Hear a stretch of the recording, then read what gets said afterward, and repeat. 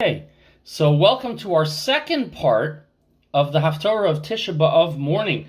And I was looking over today, preparing, and I saw somewhere it said that the reason we don't lein Eicha in the morning, the way, for example, we do with Megillah Esther, where we lein it at nighttime and in the morning, is that with this Haftorah we don't need Eicha. This Haftorah is so full of destruction and rueful awareness and descriptions of the Churban, and it's so sharp, like a stiletto going right between your ribs, that you almost don't need Eicha, because this serves the same purpose. So it's a pretty grim Haftorah. That's not just me. That's the way it was chosen. And it's got, unfortunately, as we've seen already, quite a lot to say. So we started the Haftorah in Perek Ches, Pasuk Yud Gimel, last night, and we learned about Asof Asifeim Ne'um Hashem. Hashem says, I'm going to entirely destroy Klal Yisrael, because we just have not been faithful to Hashem. We've abandoned Him. Madua hechisuni b'fsileihem b'havlei nechar. Why, with our graven images and our strange vanities, our nothingness, have we angered HaKadosh Baruch Hu? And is there no balm, Hatzori ein b'Gilad, is there no balm in Gilad to heal this wound that is so much self-inflicted by us on HaKadosh Baruch Hu? And there's really no comfort anywhere to be found in the first night of the Haftorah that we did last night. So we continue now. And there's a difference of opinion who's speaking in this first pasuk. But we're in Perek Tes of Yirmiyahu, pasuk Aleph, the first pasuk in the 9th parak of Yirmiyah. And it says, Mi yitneni v'amidbar. Who will put me in the desert, in the middle of the wasteland, in surrounded by no one? Malon Archim, in an inn, in a motel, in a lodging place. If only I could get away from everybody, because being around all this suffering, according to the Mefarshim who say this is Yirmiyah speaking, Yirmiyah really takes to heart the suffering of everyone that he sees. He's the eyewitness to Churban. He's the one scribing everything that occurs as it occurs, and so much of it beforehand, because he had been prophesying for 30, 40 years to warn us of what was to come. And now Yirmiyahu says, if only I could get away from all of this and be in the middle of nowhere, be in an empty place, be at an oasis. Frequently in the desert, if there was somewhere with an oasis, there would be a motel by the oasis. A place where you could be in complete solitude, where very few travelers passed, where almost nobody traveled. And he wants to be not in some desert resort, not in Kibbutz Lavi in Israel, which I have been lucky enough to stay at twice. And let me tell you, the food is plentiful and delicious and unending.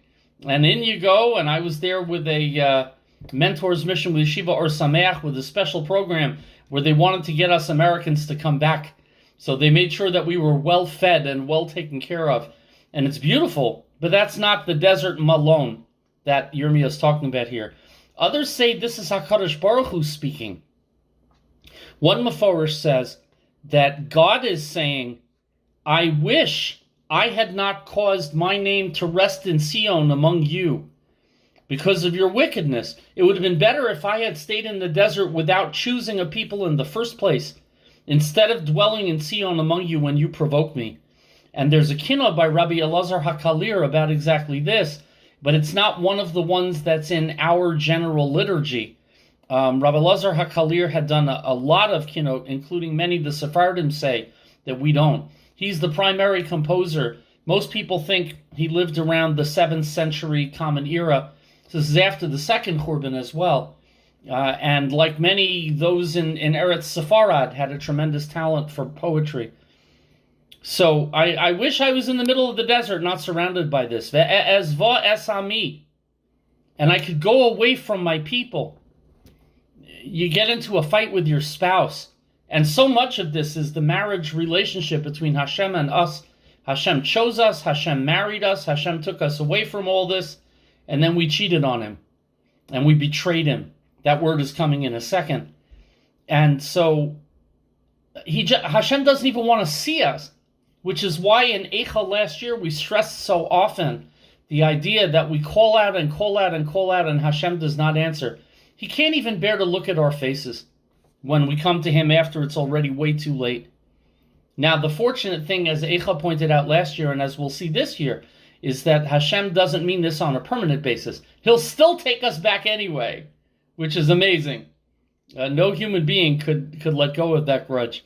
Ki chulam menoafim, because all of the Jewish people are adulterers. No aif, the one who does something despicable by cheating on their spouse. Atzeres bogdim, they're a company, a conference, a conclave of traitors. And there's nothing worse than being traitors, than being disloyal, except hypocrisy, which is just another form of treason with the way that you speak. And in fact, speech is where Yirmiyah goes with the next several psukim. Pasuk Beis, Vayadrechu es lashonam. They made their tongues as if they were drawing back kashtam, a bow that was going to shoot sheker. So the simile being used here is that falsehood and sheker, when you use your tongue to speak that which isn't true, is like shooting somebody with a bow and arrow. And when we're children, we say, sticks and stones may break our bones, but names will never hurt us. Words can never hurt me. But as adults, we're probably pretty aware that that's not accurate. Words can be unbelievably pain-inducing, and they can do an awful lot of damage. Rashi says their tongue is compared to a treacherous bow, and the idea that Lashon Hara can do harm at a great distance. The reason it says Vayadrechu, they trod on the bow like derech, is because in the ancient world, to make a bow into a long-range artillery weapon, they used their legs to propel the arrow. They would draw the bow and pull back with their hands, but their feet would be holding onto it, because then you got a tremendous tension on the bowstring, let it go, and shoot, the arrow could go at a very far distance, much further than if you draw it back like Robin Hood with just your arms. Your legs are much more powerful. And so your tongue is like a bow. V'lo le'amuna gavru va'aretz. And they grew strong in the land, but not for the sake of truth, not for the sake of loyalty, not for the sake of positiveness. So the Alshich says that this pasuk, Hashem is differentiating between the generation of Yirmiyahu and the Churban and the generation of Moshe Rabbeinu. So we committed sins. The end of pasuk Beis says, Ki me ra'a el ra'a yatsa'u. We proceeded from evil to evil. Avera goreres avera. When you start doing averas, it can lead you down the path into doing truly terrible things. Rabbi Beryl Wine has a great example. He says, you get up in the morning to go to shul, even if you don't feel like it. And when you get there, you put some money in the pushka. That's a mitzvah. And then you daven. That's a mitzvah. And then maybe you say shalom aleichem to the other guys and have some shalom in the community. That's a mitzvah too. And maybe somebody says a Dvar Torah afterwards and there's a few words of learning. That's a mitzvah. Mitzvah goreret mitzvah. You start with one mitzvah and that can take you into a whole bundle of them that you carry around. But when you go me ra'a el ra'a yatsa'u, when you go from one evil to another evil, lurching like a drunken man from one terrible act to another one, then you're just going to go down a path very far from how you were initiated when you first wanted to look at that not-so-nice site on the internet, and it took you somewhere you had never intended to go. In today's parlance, they call that going down a rabbit hole, because you start small, but then you end up going very far away, and your whole day is gone. There were days when I was trying to write my book where I would get caught up in YouTube videos and never get back to writing. And I would always feel tremendously guilty at the end of that day. Little did I know, Hashem had a plan for me to wait till 2020. I started the book in 2002. It took a long time. But sometimes it becomes a Yetzer Hara that you can't control. It controls you. And so you go from evil to evil. And the Alshich says, how are we worse than the Dar Hamidbar that made the golden calf? So you say we did Avodah Zarah and we sinned. Surely it's not worse than the Egel HaZahav. That's the paradigm for every Avodah Zarah that was ever done by Klal Yisrael subsequently. Aren't we better than the Dar of the Egel HaZahav? And the Alshich says, no, we were worse. Why? Because the Dar HaMidbar had 4 Zechusim. We know that in Mitzrayim they didn't change their names and they didn't change their language. Yirmiyahu's generation, the generation of the Churban, had those same milos. They still had good Jewish names. Yehoyakim, Yehoyachin, the names of the kings. Tzidkiyahu, with Hashem's name in their names. That's a good thing. They still spoke Hebrew. But the Dar HaMidbar didn't commit adultery.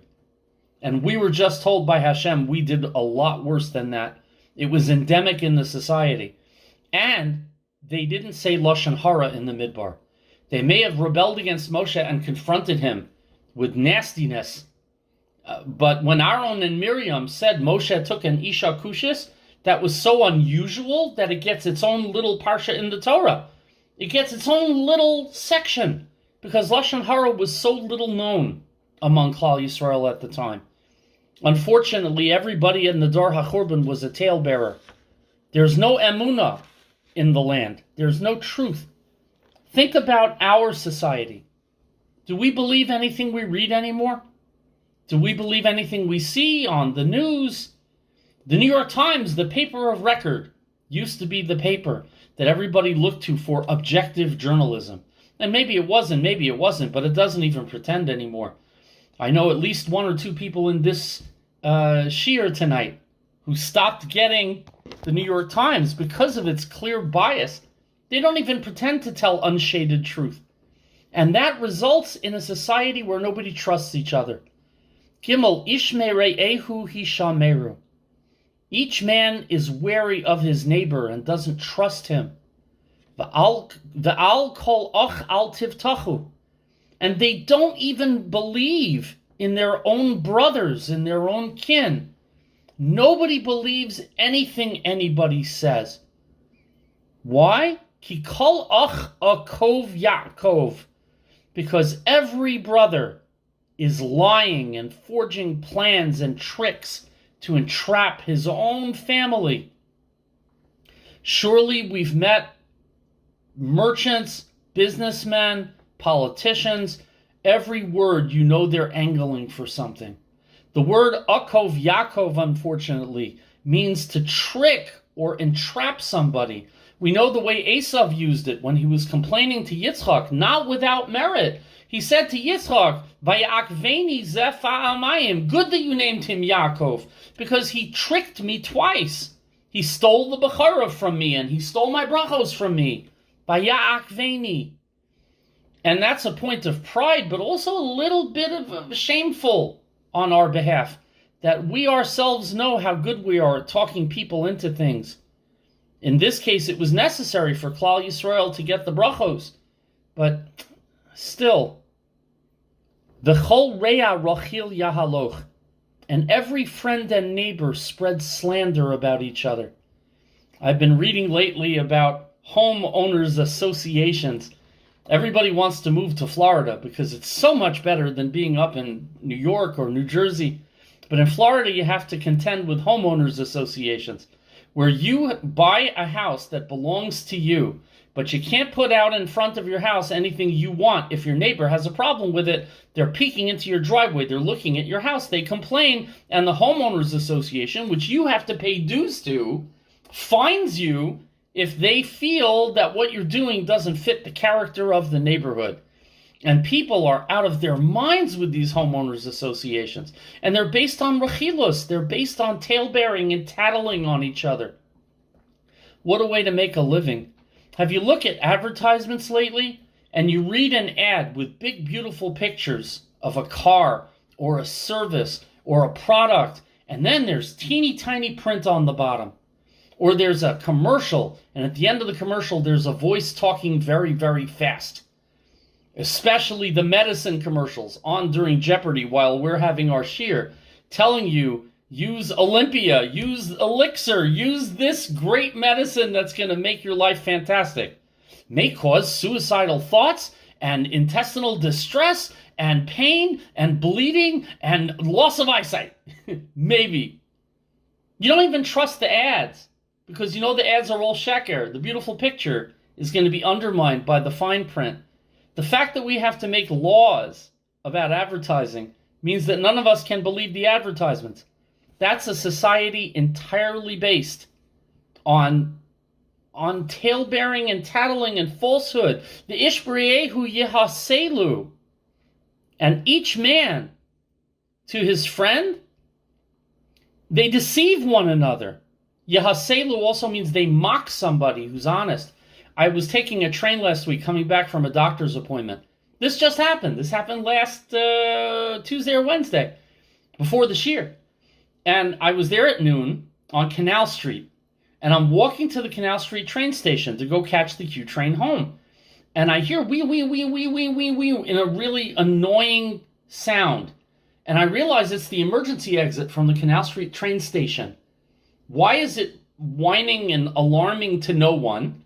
Because they kicked out all of the personnel at the train station. There's no humans working there. It's automatic entry. And the exit was being held open by a homeless man. And dozens of people, I watched them with no shame, running through the open door so they wouldn't have to pay their Metro card, their $2.75. And then I saw a couple of teenagers jump over the turnstiles instead of going in the doorway. I guess I'm the idiot because I ran my Metro card anyway. But I kind of felt like my honesty and integrity is not worth $2.75. That's selling myself very cheap. But the society does not care. Therefore, people who, like me, paid the $2.75 are mocked for our simple-mindedness in buying into the American way. Ve'emes lo yidaberu, they don't speak truth. Limdu l'shonom daber sheker, they have educated their tongues to speak sheker. It's not deep down. It's all coming out of their mouth. They themselves don't believe what comes out of their mouth. It doesn't reflect what they're really thinking. They're selling you a bill of goods. Ha'avei nil'u. And they commit so much avon that they're worn out, exhausted. They work hard to commit avon. Think how hard it is when students cheat by getting the test early and by stealing keys and breaking into offices. If they would put a tenth of that effort into studying, they would all get A's. But instead, cheating is the American way of life, whether you're a Biden or a Trump. Politically, it just does not matter. We cheat, we cheat, we cheat. Shivtecha b'soch mirma. You live, you dwell in the midst of deceit. Your entire existence is a lie.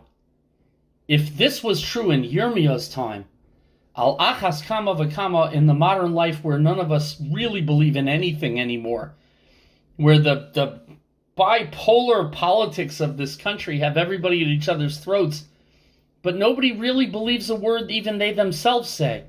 And I think it's the Malbim. One of the Mefarshim says on this pasuk that they get to the point where they internalize the deceit.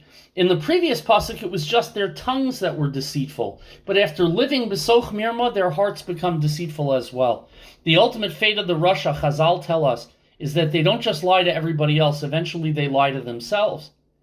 And they can no longer distinguish what is true and what is not. The Chazal tell us if you do an Avera often enough, you convince yourself that it's a mitzvah to do. It's not only not an Avera, but it's a mitzvah for me to commit this sin over and over again. I'm saving the poor from themselves by stealing all their money. Last year, there was a Con Ed incentive 2 years ago for getting these air conditioners, like the split air conditioner that I've got up here. All of these Daewoo and other companies. Which one is ours? That's a German one, I think. Daycon or something. So all of these air conditioners, there was a huge Con Ed rebate where if you changed your heat source from your gas boiler to electricity, they would give you these things for free. And I saw all over my neighborhood from people putting these things up. All over the blocks where I live. My block, the next block, everybody was putting them up. and the workers were all Latino, and the owners of the companies were all from Lakewood. And they had trucks that said Lakewood, and they had all of these things that said New Jersey or Brooklyn or Williamsburg, and they were all putting up these things. And I said, wow. And they said, yeah, we got it for free. You should look into it. So I looked into it, and they said you have to change your heat to the electricity. And I said, electric heat is unbelievably expensive. I'd rather not do that. And they said, well, then you can get one if you buy it. So I bought mine. Not to brag. I'm not saying I'm honest and everybody else isn't. But then I found out that what they were doing was that they were lying to Con Ed. Their Lakewood guy would turn off the boiler. They would have it replaced in July when they didn't need the boiler anyway. They would turn off the boiler, and then after a week, after a day, maybe never doing it at all, they would turn it back on. So they switched from gas heat to electric, but never actually switched, and kept their boiler for the winter so they wouldn't have to pay for these things. But they got all of these things for free. And I said to one of them, isn't that a little ethically iffy? Like, isn't that, well, yeah, you're stealing from Goyim. The government has the money anyway. And one of them told me, and this one blew my mind, last summer, he said, it was actually the rabbi of my shul who told me to do this, and it's totally okay in mutter. Okay, I guess it's all right, isn't it? But if you turn your life into Shiftecha B'soch Mirma, you're going to get the end of the pasuk too. It's almost akin to all the From People's cars on my block that have stickers and duct tape stuck over their license plates so that the red light cameras and toll cameras can't catch them. And my favorite one that I ever saw, I was driving behind the guy. No, I saw it parked. He had taken a giant Thank You Hashem sticker and stuck it right on top of his license plate letter, so that he was using Thank You Hashem to cheat the red light camera. And what does the end of the pasuk say? Shiftecha b'soch mirma, pasuk Hey. You live in the middle of deceit. That's your entire community is built on deceit. $4 million from the government to get computers for your yeshiva, and you never buy the computers. And it gets in the New York Times, and you say they're anti-Semites. Maybe you're doing something wrong. B'mirma me'anu da'as osinu am Hashem. And God says, because of deceit, you refuse to know me, says HaKadosh Baruch Hu. If you live a life of that much mirma, you don't really know me, says Hashem. I mean, these are just the examples that have been preying on me for 2 years. These are just the things that bother me. When I walk past the yeshiva shakar with a little tfilas haderech on the mirror and duct tape over a license plate, really? The $17 is worth it to be the Yashavta Shiftecha B'soch Mirma? Lochein ko amar Hashem tzavakos. And we won't like what comes next. Hashem says, therefore, hinanitzarfam uvechantim. I am going to forge them. I am going to melt them. I am going to smelt them and anneal them in a furnace, the way that you do for silver, to purge away all the waste and dross and not valuable metal. You have to purge the non-silver out. By the way, one other thing. These psukim remind me very strongly where we had Pasuk Gimel, Ish Mereyehu Hishameru, and Pasuk Daled, the Ish Bereyehu Yehaselu. It reminds me of a Pasuk in Yeshaya. Yeshaya, Perek Mem Aleph, it says, Ish Esreyehu Ya'azaru, Ula'achiv Yomar Chazak. Maybe you know the Pasuk. It's a great song by Avram Fried. Ish Esreyehu Ya'azaru Ve'elochiv Yomar Chazak. Great! Be strong! So what greater contrast could you have? Here, Ishmeru Hishameru. Each man is staying away from his friend. The Ishbereyehu Yehaselu. Each man is mocking his friend or deceiving him. And there it's Ish Esreyehu Ya'azaru. Fantastic! So Yeshaya's generation was much better than the generation of the Churban, because men were helping each other. Until you read the next pasuk in Yeshaya. When do the men help each other before the Churban? To build idols. La devek tov vayichazkeu v'masrum lo yimot vayichazei chorash es-tzoreif. The woodworker encourages the smith, the hammer, the anvil. He glues together a pesel, an idol, and says, "Woo, that's good." I'll never forgive Yossi Green for using that as the lyric of a very, very catchy song. Don't do that. So Ish Esreyehu Ya'azeru only for evil. Ish Mereyehu Hishameru on a daily basis. That's what's wrong with the door of the Churban. And that is not so far off from our generation. Unfortunately, why don't we have a third Beis HaMikdash? We haven't gotten out of this cycle. I'm going to purge you, says Hashem. What else can I do? What else can I do because of the wickedness of the daughter of my people? The problem is we've left Hashem kivayachol, no choice. He tried everything. He gave us plenty and we abused it. He gave us Nevi'im and we ignored them. He gave us Yirmiyah and we throw him into prison. And we make children into slaves, Jewish children. Unthinkable.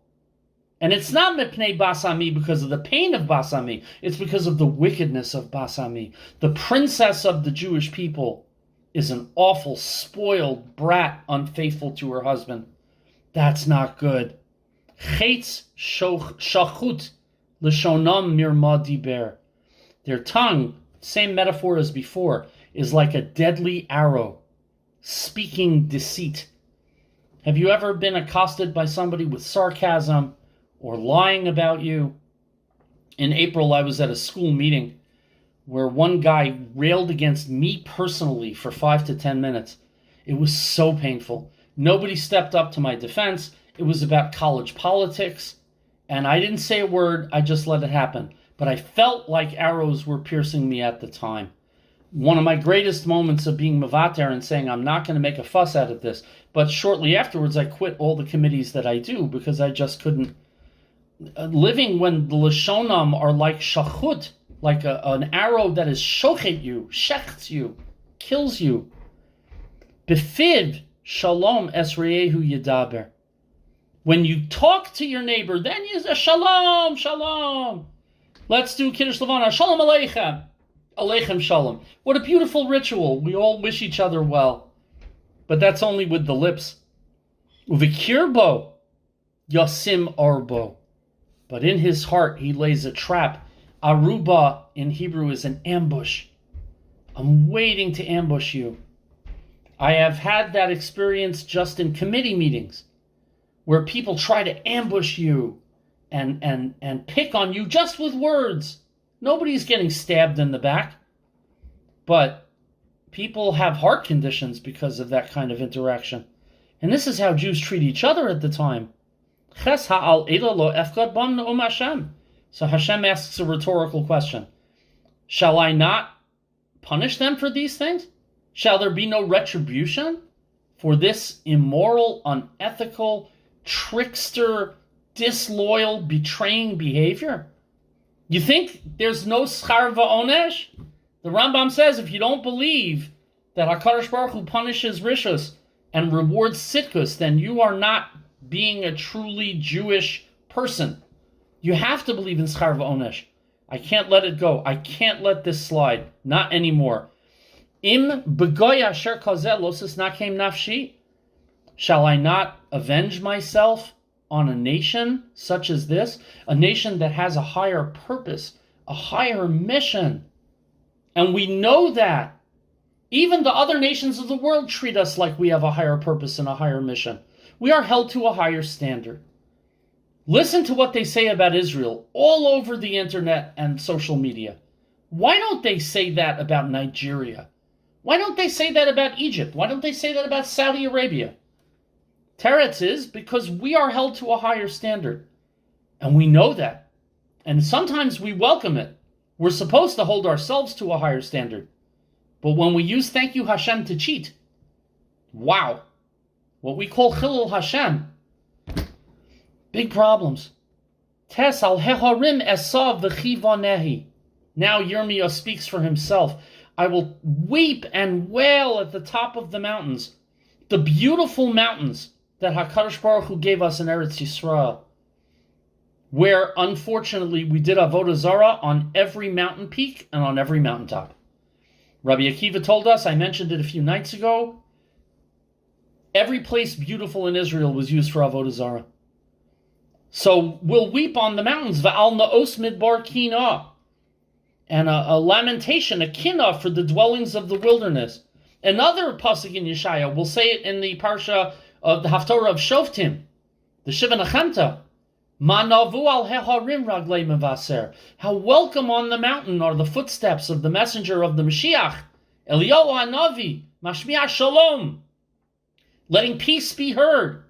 Mevaser tov, mashmiach Yeshua. What a great moment! I went to Camp Manavu, so that pasuk was always a big deal. If the summer happened to go over into Parsha Shoftim, that was a big deal. Unfortunately, the person leading it had a hidden life that none of us knew about. But aside from that, Manavu al heharim. But here we have shalom too, but it's fake and it's false and it's a lie. What we want is for the mountaintops to be celebratory, but here the mountaintops, whoa, a kina, ki nitzasu mibli ish over. Because all of these places, the mountains, the wilderness, are withered, dried up. Nobody passes through. We forget, for hundreds of years, Eretz Yisrael was completely without people. There's a book that came out in 1984, tremendous book, called From Time Immemorial by a woman named Joan Peters, where she argued, it's called From Time Immemorial, The Origins of the Arab-Jewish Conflict over Palestine. And what she argues is the demographics of the Arab population of Palestine are that the people who call themselves Palestinians are not Palestinians. They are descendants of immigrants from Saudi Arabia, Egypt, and Syria who came to the land in waves of immigration starting in the late 1800s, continuing through the British Mandate, and then 1948. The so-called Palestinian Exodus was not actually ethnic cleansing, but a population exchange after the 1948 Arab-Israeli War. That's from the summary of the book.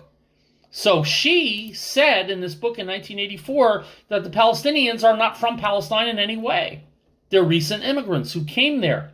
She talks about ethnic differences between Palestinians of different complexions, depending on where they emigrated from. And the book got rave reviews. And then 2-3 years later, people actually read the book. And they're like, no, it's lies. How dare she say such things? And there was a huge backlash and criticism for it because it's too pro-Jewish. They called it sheer forgery, pretentious and preposterous. The British Empire absolutely felt that it was a fraud. And American scholars got into the act and started to say, oh, well, she doesn't understand statistics and she's making up the story. From The Truth Came Sheker immediately, but not immediately for a couple of years. It got huge rave reviews for a while, and now is considered to be one of the great polemics against poor, victimized Arabs for telling such a story. That's the world. For a long time, nobody lived in Eretz Yisrael. The Ramban said that was Hashem's defense of Eretz Yisrael to keep it for us. Nobody wanted it. Until all of a sudden the Jews started coming, and then everybody wanted it. Theodor Herzl made it fashionable for Arabs to want the land of Israel too. V'lo shamu kol mikneh, not even the sound of cattle, or we would say, the sounds of traffic. Me'of hashamayim v'ad behema nadadu halachu. The birds that fly in the heavens and the beasts of the field, they're gone. They've wandered off. Remember the pandemic? Someday we'll be able to say that to our grandchildren. I remember when there was a pandemic. Remember how weird it was when the world was still and there was no traffic and you never saw people. In April 2020, I ran by my office at college to get books I needed to send readings to my students. It was like tumbleweeds. There was not a single soul there. And it was creepy. And I got scared. And I ran back from my office to my car. I was having a panic attack. I was almost frightened to be there because there was no traffic on the streets, because there was nobody at Kingsborough, and I got back safe to my home where I wasn't exposed. That's what Eretz Yisrael was like for centuries. No one there, nothing moving or uttering a sound or breathing. Yod v'nosati, last pasuk. V'nosati es Yerushalayim legalim me'on tanim. I will make Yerushalayim a heap of rubble and ruin. Ma'on tanim, the lair of jackals and coyotes, wild beasts who don't go in civilized areas. Vesarei Yehuda attain shemama mibli yoshev. And the cities of Yehuda I will make a desolation without anybody living there. This is an eyewitness description of Eretz Yisrael during and post-Churban. Just a ghost town of a country. And even the Harim would be cut down later on by, which emperor was it? Trajan? By Hadrian. Hadrian? Oh, I'm sorry. Having a Roman blip.